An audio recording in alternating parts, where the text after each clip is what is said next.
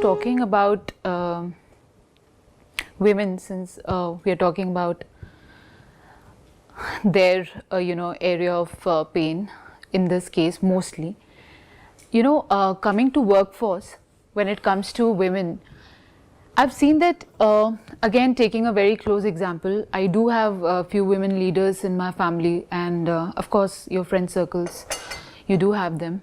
I've seen women constantly negating their own situation, sense of leadership, in the sense that, like I was just telling him as well that, in Lean, the book that was written by Sheryl Sandberg, the CEO of Facebook, so she had given this very beautiful example of, when a man is to be promoted versus a woman in the workforce, the man would be looked at for his potential, while the woman would be looked at for her past experience. How does she basically fare? And what happens is, women would, as far as raising their hands in the class, you'd see more of men.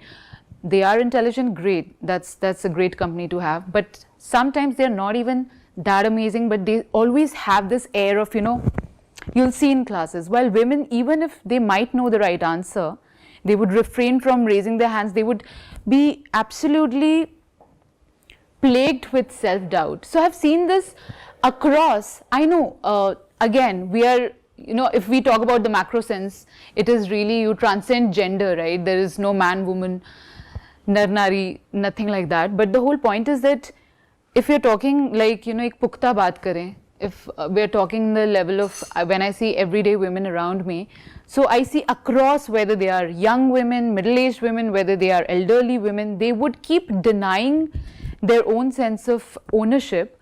At the same time, they have this fear of being called, tagged as, bossy, if they are able to maybe express themselves forthrightly or in a very, outright fashion. So again, I do understand the source you would come back to is, there are two aspects to it, and we must address both of them.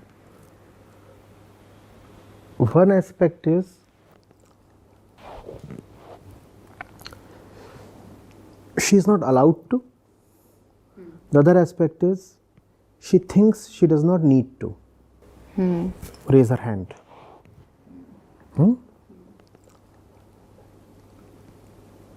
And both these are within her mind, and both these have entered her mind from somewhere. Not allowed to is obvious. The second one is subtle, and we probably may begin with this and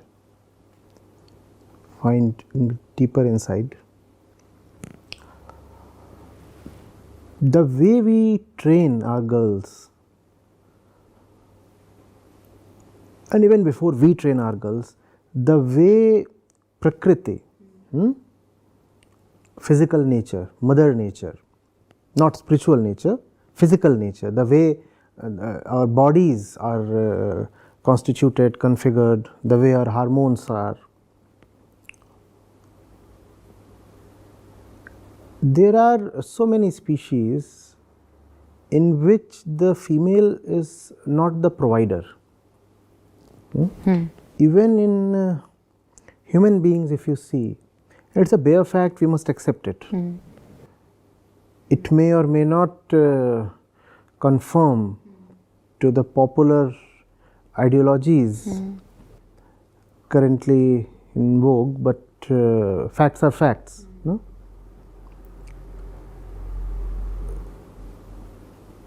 So the way the female is configured, biologically, she is supposed to be all right with spending a lot of time in the nest. Supposed to. Supposed to be, biologically. Not by way of consciousness, but by way of the body. This indicates a movement out of the nest. Do you see this?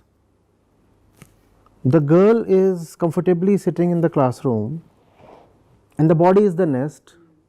What does this indicate? I want to break out of the nest. I want to break out of the nest. The teacher asks something and I am saying, I know, or I want to ask, I want to inquire. Now, both knowledge and inquiry are not things of the body. They are things of the consciousness. Body wants neither knowledge and the body does not want to inquire. Even if the body seeks knowledge, all it wants knowledge of is things that are related to physical sustenance, right? The body, for example, will have very little interest in stuff like history or science. Yes, if somebody says, I have 2 slices of pizza, who wants it? Then the body will raise its hand. But if somebody is dealing with something else, then the body is not interested. Now the girl is born, and that's the way her body is already configured. And then how do we raise her and what do we teach her? Are we teaching her the way of consciousness or are we teaching her the way of the body? And you are teaching her the way of the body. Now how is it surprising that she does not want to participate much in the process of knowledge or inquiry? I have this little one at home and happened to visit the shopping mall with him and clothes were being bought. So I noticed that even at that age, girls' apparels, little clothes, very this size, they were probably twice or thrice as expensive. Oh yes. As that of little boys. Yeah. That totally. What is the philosophy behind that? The philosophy behind that is that you are a girl and you must spend more of your resources towards your body. Money is a resource, right? Yes. So the boy can save the money for the books. The boy can save the money for the books. But you listen, you girl, if you have got 2,000 bucks, all of that 2,000 must go towards the dress. Now the boy can happily have the dress in 600 bucks and with the remaining 1,400 he can buy books or toys or something else, maybe a ticket to the museum, maybe a ticket to the adventure show or to the library. The girl is supposed to invest herself fully in her looks and her body and her cosmetics and all those things. Now that's the way the entire dispensation is raising her, right? And the same girl who was in that merchandise shop the previous evening goes to school the next morning and there she does not raise her hand. How do we find it surprising? That's an instance, it has to be taken in the due spirit. Yes. If we want to counter it, it's very easy to counter it. I expect some empathy when these examples are being rolled out, because one would make sense of them only if there is a certain listening. So these things are happening, even right now, nothing personal here, but I'm wearing something close to black, you are wearing pink. Pink. That's true.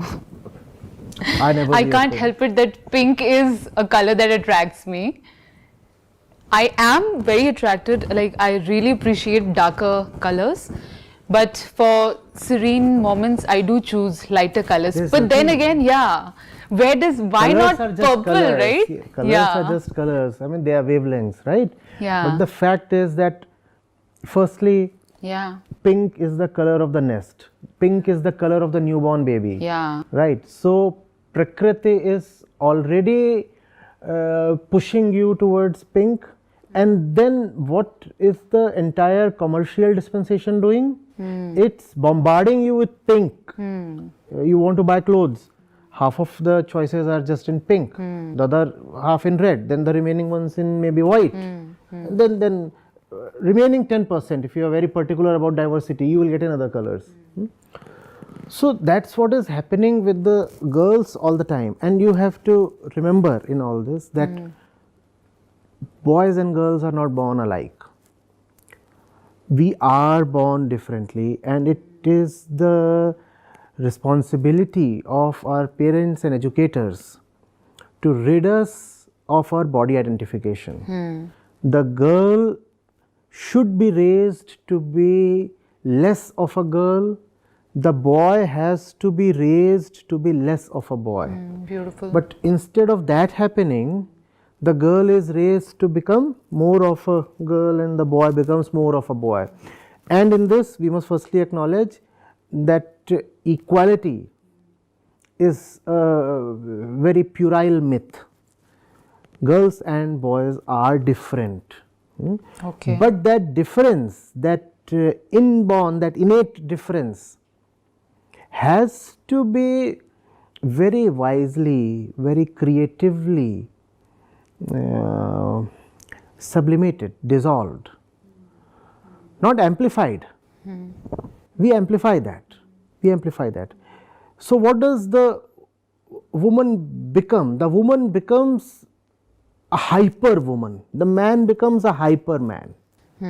Profound. And then both of these exploit each other. So, in some sense, then the girl says, I do not need to raise my hand, because what will I do with knowledge? My role is to be the one in the nest. My role is to make the bed and lay the eggs and bring up the kids. What will I do with Newton's laws? Yeah, and they're so guilty when they are in the workforce. They are so torn. They are so guilty when they are giving their 5,000% here and they have a baby, probably just, vying for attention, and they have that, completely overpowering their entire work ethic, actually. You know the scary part here? Even that baby came out of a conditional obligation. When I say conditional, I mean something arising out of your conditioning. Yes, absolutely. You are conditioned to have a baby. Conditioned by the two forces. Physical, the body cries out for the baby, and much more than physical, social. Voices around you are constantly reminding you, reminding is a soft word, pushing you. Oh, yes. Pushing you to have a baby. Like, I came back to my hometown after I don't know how many years, because I've always been away, and no matter where I go, Tauji's place, Mausaji's place, everywhere, beta shadi kab karoge, beta, and it was the hottest topic. और पूरा खानदान ऐसे मुझे घेर कर बैठ जाएं. When you have no right purpose in your life, all that you have in your life is sex. If you are 65 now and you cannot physically ingratiate yourself with sex, then you want to intrude into the sexual lives of others, younger ones. So what do? You keep poking your nose in the matters of others. You keep asking others about their private matters and sexual lives. Otherwise, what does one mature adult have to do with these very, very personal decisions of another mature adult? Absolutely. Even asking for certain things, seeking certain information is trespassing. It is, absolutely. It is simply a violation. It's an infringement, and it's not civil at all. It's not civil. So if we are cultured people, there are certain questions we would never ask. But we are not cultured. We are driven by conditioning. That's the difference between conditioning and culture, by the Absolutely. way. Culture is the force that reduces the stranglehold of conditioning on the person. So, but we are not cultured. We are just conditioned. Absolutely. Even in the name of culture, what we get is conditioning. So that's what people are doing all the time, and that's. And it's so weird, because I tell them, you don't even know who I am, in the sense like who I am at my core. Correct. You don't know me. Like, they do not know their own who core. are you? Yeah, they do not know their own core. How will they know your core? And also, again, just to complete the story, the way we have narrated it so far, it appears that only the women are victims. The story is a bit different. Now you are indoctrinating the girl into that kind of a role. You stay in the nest and you Be look pretty and you raise the kids and all those things. She suffers, right? Because no person, male or female, is born to do that. She suffers. And then she would take the suffering out on the nearest person possible, and that person would either be the kids or the spouse.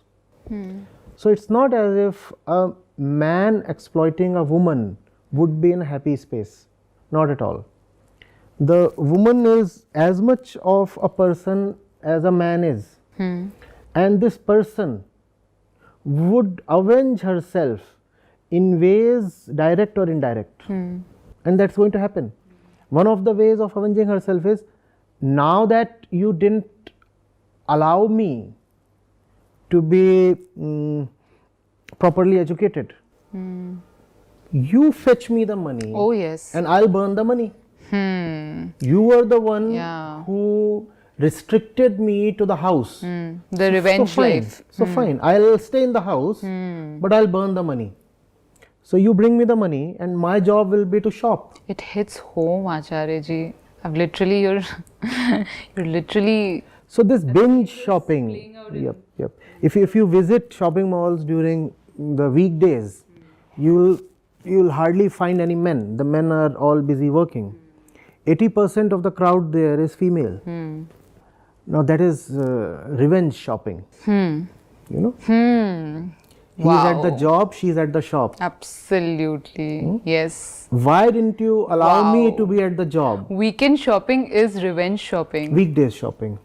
Weekend, the men are also pulled by the scruff into the mall. Oh, yeah. You come along with me. Correct. And carry the bags. Yes.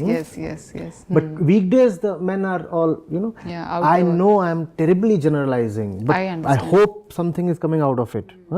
I very well know that there are couples in which the woman is working and the man is sitting at home. True. All those things are there, I know. But this generalization is very deliberate, and it is to make a point. So excuse me this generalization, but it makes some sense. So that is what is happening. You know, you exploit someone, you cannot remain at peace after the exploitation or during the exploitation. Man exploits woman, the woman too is bound to exploit the man. It's not possible that one just plays the victim. The victim is because the victim has her own points of power. She's at the home, she controls the home, she has the kids. The kids are more affiliated to her. So there are several ways in which she can, turn a few handles. It's not good for either of them. Not good for either of them. And what's the root cause? The root cause is not man.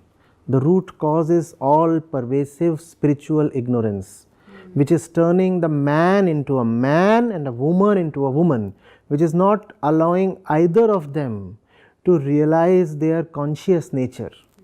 The woman is not supposed to be a woman. You have decked her up, turned her into a doll, and now one can't even talk to her as a person. You have to talk to her as a woman. And if you talk to her as a person, the terrible thing is the woman herself gets offended. She'll say, you don't know how to talk to a woman, but I'm talking to a person. Yeah, oh my God, yes. I'm talking to a person. Amazing. And she says, you don't know how to talk to a woman. Amazing. Now, what is this? If you are so steeped in your identity as a woman, how will you ever transcend yourself? Same with men, obviously. You console a man, after a while the man starts feeling awkward. Men are not supposed to be consoled, you know. So he'll say, okay, fine, I'm fine. He's not fine, obviously, but he doesn't want to be seen as a weakling. So I'm fine. So women should not proclaim, chivalry is dead, expecting the man to open the. Obviously. I mean, why would you you're just contradicting yourself, basically. The more women demand privileges for themselves, the more they are confining themselves to their womanhood. And if they are reinforcing their womanhood so much, then they are reinforcing their own prison.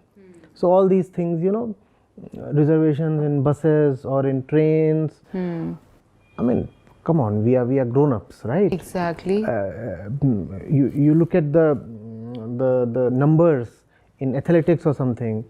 I mean, let's look at the 100-meter sprint, right? Men do it in what's the Olympic record, world record, 9.87 seconds or something. How far behind are the women? Not very far behind. So are modern, well-fed, well-bred, mature women really so physically weak that they require reserved seats in buses? That should not happen. And I'm not saying that as a man, I'm saying that as a well-wisher of all human beings. Because if you're doing that, that's bad for the woman and that's bad for the man. That's bad for everybody, right? I understand the situations in public buses. I know how people behave and all those things. We must have separate mechanisms to deal with cases of misbehavior or physical trespassing. We must have separate ways. But these things, you know, how does it honor a woman to say this seat is for the elderly, the handicapped and women? How do women enjoy being bracketed with the elderly and the handicapped? And I'm talking of sturdy, strong women. You know, I'm talking of the modern girl. Why should she partake in this nonsense? At the same time, how do you then, Acharya ji, know that, okay, if I'm not expecting my man, you don't need to open the door for me, or you don't need to, you know, I mean, take off the seat for me. Then how do I know that we are treating each other right? Like, you know, who are you? Before you know whether you are being treated rightly, you should know who you are. Who are you? Are you a woman? Then you would try to be treated rightly in a womanly way. In a womanly way. But if you are that suffering old consciousness we have been talking of, then you would want a man who elevates your consciousness. Absolutely. And the man would then seek a woman or a man or anybody, even as a friend or as a teacher or as a companion or whatever. A barter system of...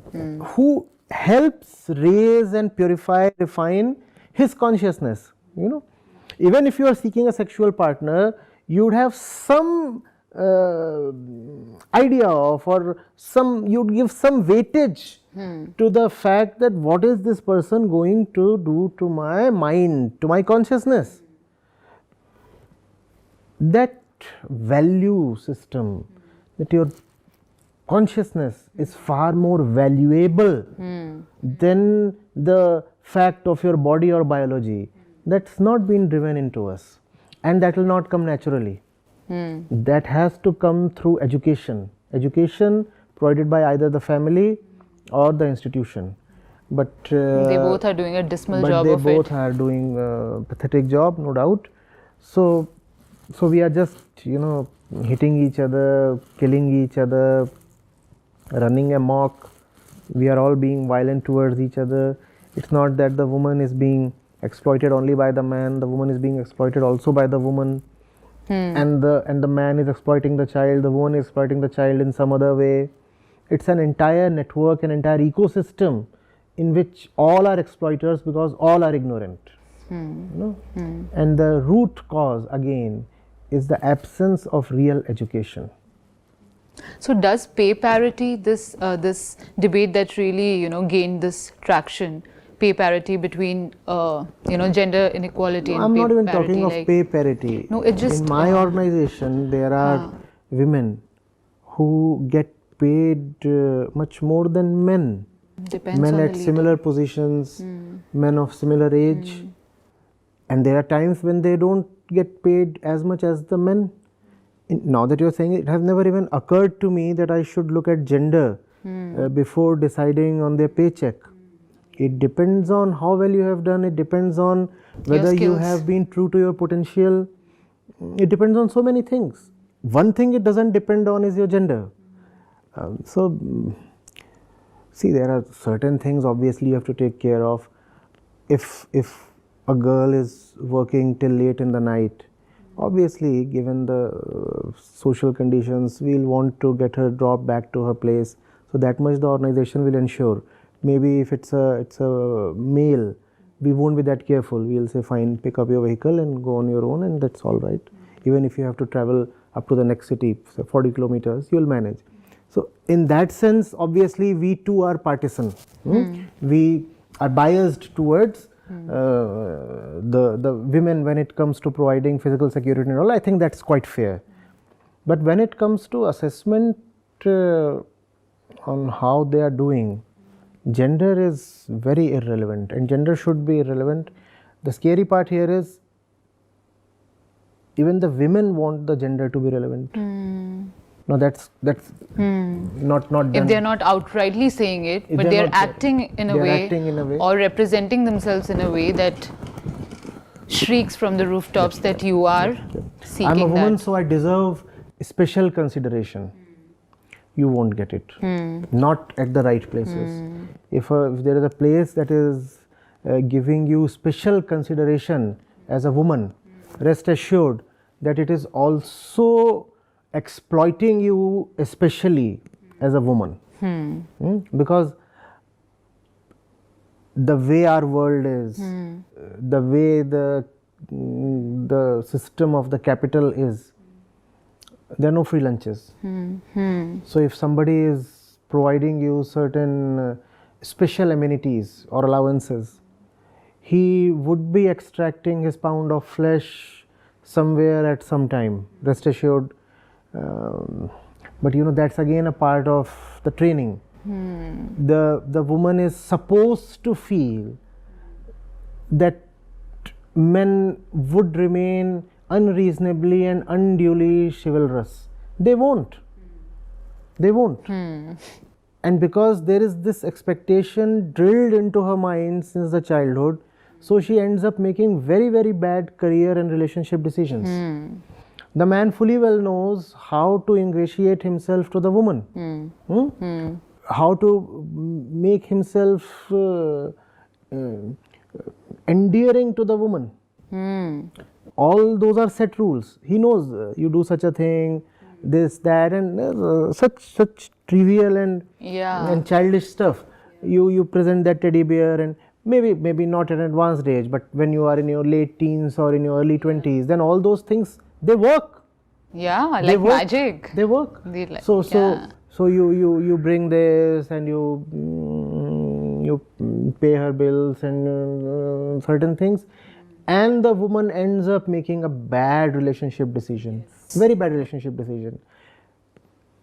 And if kids sprout from that decision becomes practically irreversible. Now what will she do?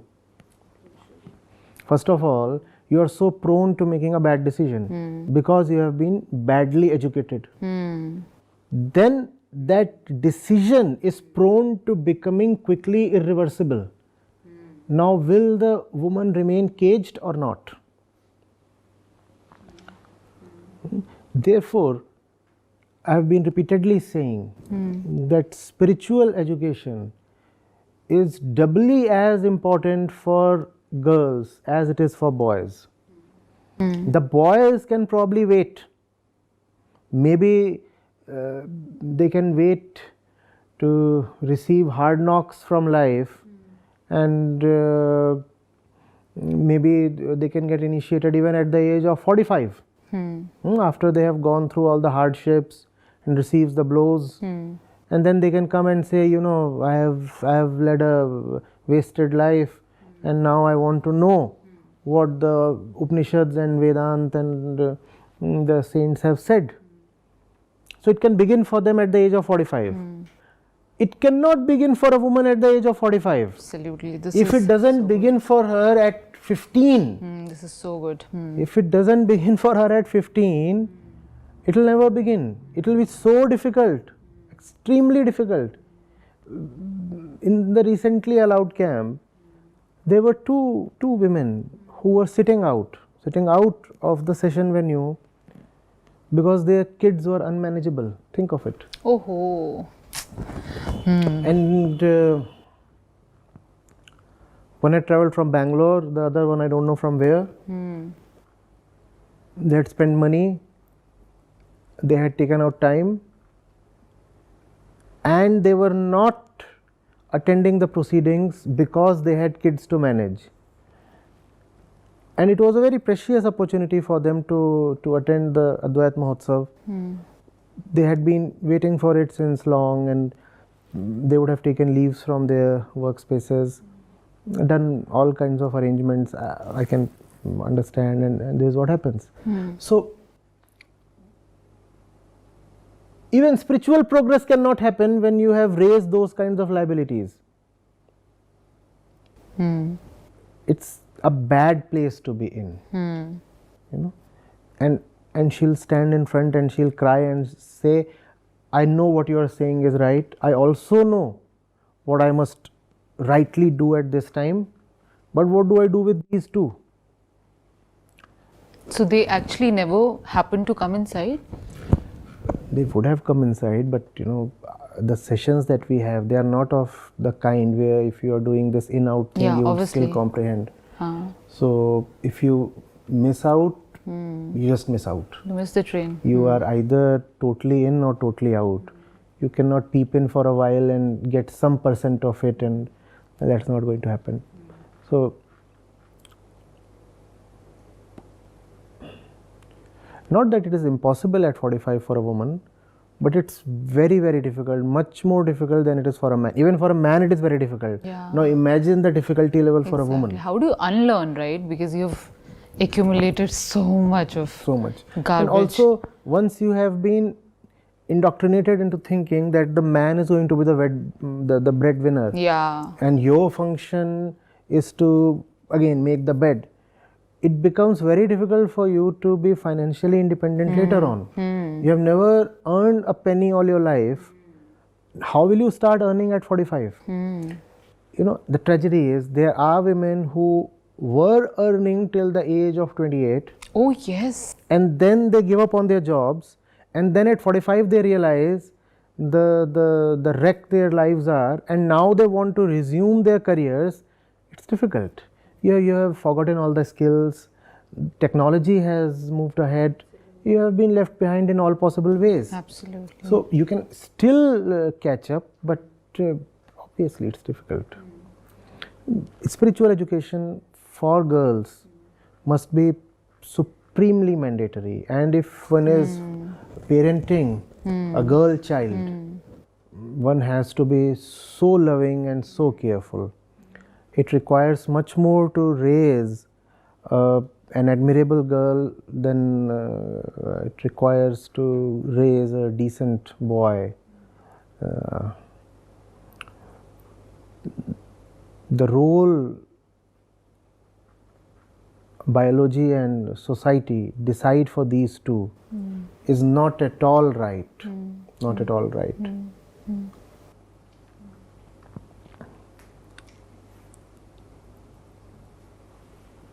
After a while, you know, one stops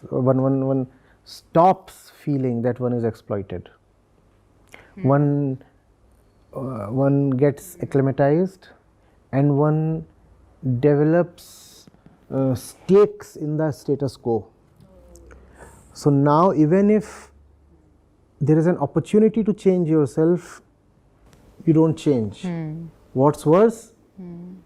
Now, even if there is an opportunity to let your daughter change, you do not allow even your daughter to change. Oh yes. Oh yes. If a daughter is about to do something adventurous, off track, it's quite possible that the greater resistance comes not from the father but from the mother. One caged bird cannot envision another bird flying. It's true. So the cycle just continues, and but we need to tell the girls to hold on and, you know, just build that spiritual wealth that will sail them through, right?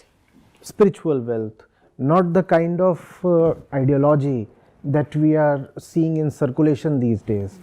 The ideology that we are seeing in circulation these days is just an extension of the past. You know, the thing that says that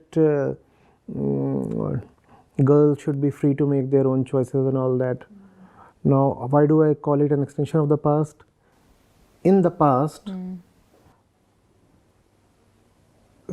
choices for a girl were being made by somebody else, and that somebody else was a fool. So he was making all the wrong choices for the girl. Now today, the in thing is, let the girl decide for herself and make her own choices. And the girl herself is a fool. So you still have a fool deciding for the girl. Earlier the fool was sitting outside of the girl. Today the fool is sitting in the girl's mind. Nevertheless, it's a fool deciding for her. So it's not about who decides for you. It's much more about you being in the right and the wise position to make decisions. If you do not know how to make decisions, autonomy in decision making is just a curse. Is it not? So today we have in the current generation of teens and college going girls, a lot of this radical thing. I'll live life my own way. I'll decide for myself. YOLO. Yeah. You only live once. You only that live is once, my way or the highway, and such things. The thing is, you're still coming from the same center your grandmother was coming from. A center of ignorance. Yes. Your grandmother knew nothing. You too know nothing. It's just that the exploiter in the grandmother's case was a person other than the grandmother. Today the situation is actually worse because the exploiter has entered the girl's mind and is exploiting her from within, and she feels this is freedom. Very good. So you cannot have freedom without firstly becoming wise. Being unwise and arrogating freedom to yourself is disastrous. So there is this education and wisdom that is mandatory for every human being, and much more so for girls.